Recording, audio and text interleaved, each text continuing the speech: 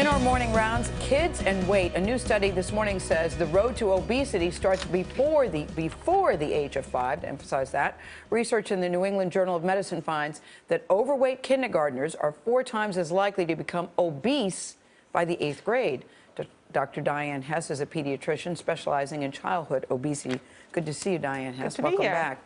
Thank you. Just the word obese and children should not go together.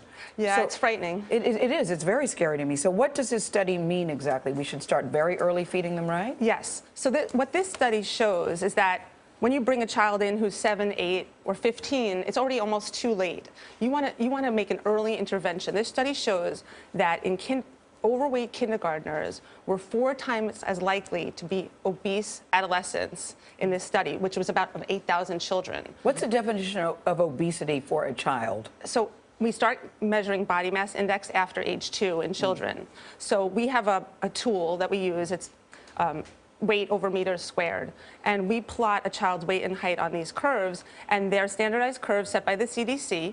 And if a child is 85th percentile or greater, that's overweight. And if they're 95th percentile or over, that's considered obese. Doctor, I think, you hear, and I have young children, and people say, oh, it's baby fat. When is it no longer baby fat?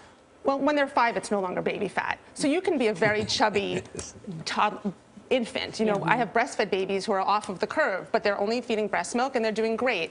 And then when they start walking and crawling, they start burning it off. But when you're 5 and you're off of the chart or you're over the 95th percentile for body mass index, that's not baby fat anymore. And it's very cultural. So people take it they're very sensitive about it.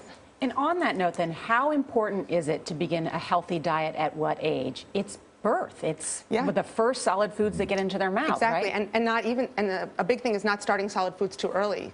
So the American Academy of Pediatrics recommends waiting till 6 months if you're breastfed to start solids, and if you're not breastfed, after 4 months. But giving them healthy, non-processed foods, not giving them juice, low-fat milk after the age 2, very important. When we began, I asked you about how much of this was genetic and how much of it was environmental.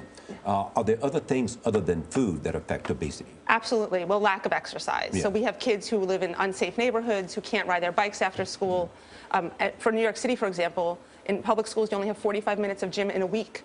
And children need 1 hour of exercise a day. So it's really getting them out there, getting to YMCAs, to the Boys and Girls Club, getting them after school where they can exercise in safe places or exercise at home, keeping them off of the TV, limiting screen time, keeping them moving. Yeah, really. To parents. Yeah, very important message. Dr. Diane Hess, good to see you. Thanks so much. Thanks so much for having me.